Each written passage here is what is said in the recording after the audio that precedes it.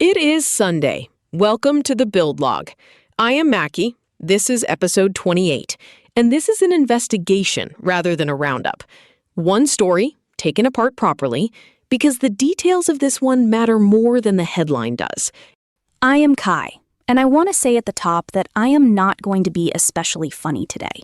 Not because the story is grim, though it is, but because the interesting part is structural, and I would rather you follow it than laugh at it. A threat research team recovered an archive belonging to an attack framework. 160 megabytes, 1,395 files. And what was inside was not a toolkit. It was a crew. A crew of software. That is the part that took me a second. Not a program that runs an attack. A set of agents that divide an attack between them and get on with it. Let us establish what is documented before we go near what is alleged, because those are two very different piles, and this story has been reported as though they are one. Documented by the research team that found the archive, the framework is built on 2 open-source agent projects. It deploys up to 8 lettered sub-agents in parallel per wave. Researchers observed agents labeled A through Q across the campaign. Each subagent was assigned a distinct target and a distinct technique, and it achieved confirmed compromises against government entities in Asia. Agent A through Agent Q. Someone got past 16 letters of the alphabet and kept going. At no point did anyone in that project stop and think, perhaps we have enough agents? Enough agents. Security officials speaking at Black Hat described the operators as suspected Chinese and described Taiwanese government and energy sector targets. Suspected. Described. Those are the words, and I am keeping them. And not established at all. Any named agency, any outage, any casualty. If you have seen a thread that goes from this archive to a specific ministry, that thread had help from someone's imagination. That distinction is not pedantry. It is the whole discipline. Attribution in security is genuinely hard. It is frequently wrong the first time, and it is the single most politically loaded claim anyone makes in this field. Before the frameworks, one thing about the archive itself, because how this was found is half the story. 160 megabytes is not a leak of stolen data. It is the operation's own working material, the framework, its configuration, the traces of what it did. In intrusion research, that is the rarest category of find. You usually get the footprints. Occasionally you get the boot. Almost never do you get the workshop. And 1,395 files is somebody's actual project folder. That is not a weapon in a crate. That is a repository, with all the mess a repository implies. Which tells you something about the operators before any flag is attached to them. This was maintained. Files that numerous, organized into agents by letter, are the product of iteration, somebody refining a system over time, not a single burst of activity. People talk about this kind of thing as if it were a bomb. It is much more like a small company. That framing is more useful than it sounds. A bomb has one moment. A company has a roadmap and a backlog and things it has been meaning to fix. On the architecture, the researchers describe waves, up to 8 sub-agents deployed in parallel per wave, each with a distinct target and technique. And across the campaign, they observed agents labeled from A through Q. So the letters are not 8 agents renamed. They accumulate, which means somebody kept adding roles as the campaign went on and did the laziest possible thing when naming them, which is the single most human detail in this entire story. It also implies specialization. If every agent did the same thing, there would be no reason to distinguish them beyond a number. Distinct letters with distinct assignments is a division of labor. A division of labor among processes. That is a sentence I did not expect to say about an intrusion campaign, and it is the part that will not leave me alone. Now the part I actually want to spend the episode on. the two projects underneath this. The first is Hermes Agent from Gnos Research. It is a learning-first agent written in Python, whose defining feature is that it creates and refines its own skills from experience. Since launching in February, it has passed 64,000 stars on GitHub. The second is OpenClaw, originally created by Peter Steinberger. It has passed 346,000 stars in under 5 months, and its emphasis is breadth, integration across messaging platforms and model providers. 346,000 stars in 5 months. That is not a project, that is a phenomenon. And I want to be clear, because this is where these stories usually go wrong. Neither of these was built to do this. A phenomenon. Correct, and it needs saying plainly. There is no evidence and no suggestion in the research that the people who wrote either framework intended or anticipated this use. They published general-purpose tools. Someone else assembled them into something else. Which is the oldest story in software, and somehow still surprising every time. You do not get to publish a general capability and then choose which of its uses count. Which uses count. So here is the question this episode is actually about. What did the attackers get from an agent framework that they could not get from an ordinary script? Because scripted attacks are ancient. Automation in intrusion is not new. Something changed enough to be worth 160 megabytes of custom framework. 3 things changed, and I will take them in order of how much they matter. The first is parallelism with judgment. A script does the same thing to 1,000 targets. 8 agents, each assigned a different target and technique, adapt independently. That is not one attack repeated. It is 8 investigations running at once, each deciding its own next step. So the thing that scales is not the typing, it is the deciding. That is the bit that used to need a person, and it is the bit that used to cap how many operations a team could run. The second is persistence without attention. A human operator gets tired, goes home, has a manager. An agent loop retries, waits, and comes back, and it costs nothing to leave running. The most dangerous property of a machine has never been that it is clever. It is that it is not bored. It is not bored.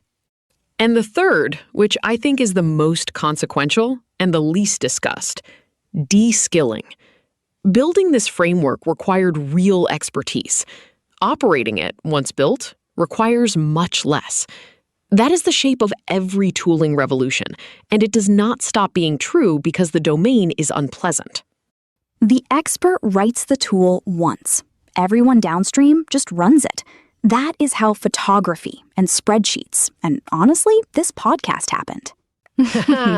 This podcast happened.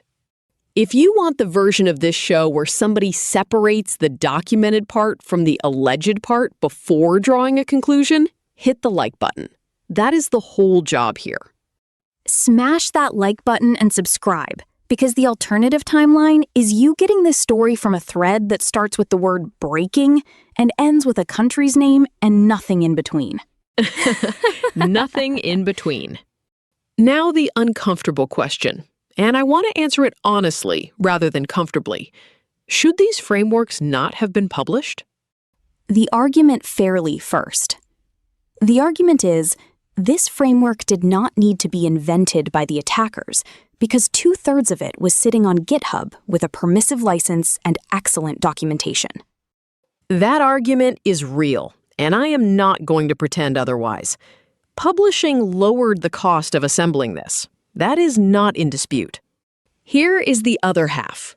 Both frameworks are used, overwhelmingly, by people doing ordinary work, automating their own tasks, building products, learning.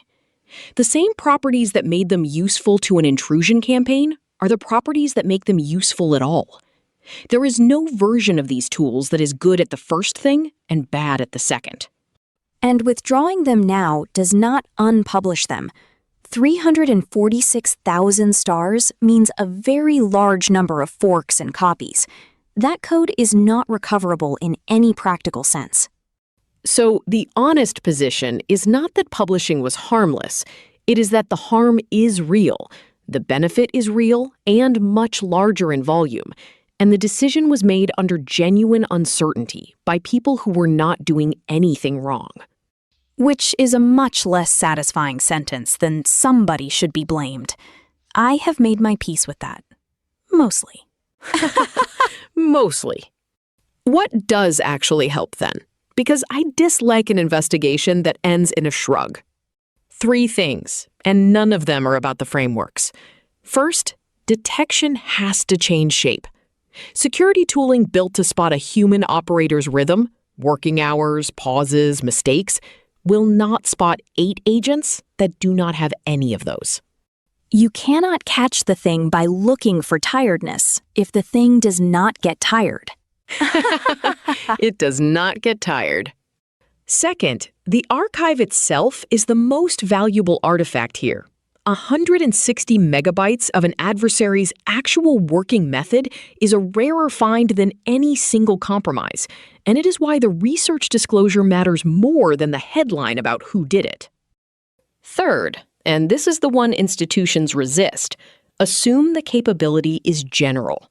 Whatever was used against government entities in Asia is available for use anywhere by anyone who can read the same documentation. Treating this as a regional story is a comfortable mistake. Comfortable mistakes are the ones that survive longest, because nobody wants to be the person who says the problem is bigger than the incident. Nobody wants to be that person. There is a historical rhyme here that I want to put on the record, because it makes the shape recognizable rather than unprecedented. In the early 2000s, exploitation went through the same transition. Writing an exploit was expert work. Then frameworks arrived that packaged exploits into modules anyone could run, and the population of people capable of intrusion expanded enormously. Not because anyone got smarter, but because the expertise had been written down and shipped. And the entire security industry restructured around that, not by unshipping the frameworks, which was never possible, but by assuming from then on that the capability was ambient. That is the precedent worth holding. The frameworks in that era were also dual use, also published in good faith, also used by defenders more than attackers by volume. The argument we are having this week is the same argument, one layer up the stack. One layer up, meaning last time we shipped the exploits. This time we shipped the operator. That is exactly it. And it is the cleanest way to say what changed. The module used to be a technique. Now the module is a colleague. Which raises the defender's question, and it is not rhetorical. What does a security team actually do differently on Monday morning? Because the answer cannot be watch for AI. That is not a control. That is a mood. The concrete version is about rate and rhythm. Detection that keys on volume, too many requests too fast, still works because parallel agents generate volume. Detection that keys on human patterns does not, and that is the category that quietly stops earning its keep. The second concrete thing is that the blast radius of a single stolen credential goes up. If one credential lets 8 agents work in parallel instead of one operator working serially, the same access produces more compromise in less time. Nothing about the credential changed. The thing on the other end of it did. So the honest advice is aggressively boring. Rotate credentials, scope them tightly, alert on rate. No new product required, which is why nobody will sell it to you. What to watch? First, whether the research disclosure is corroborated by a second, independent team. One team's finding is a finding. 2 is a fact. Second, whether the attribution firms up or quietly disappears. Attribution claims that are correct tend to gain detail over time.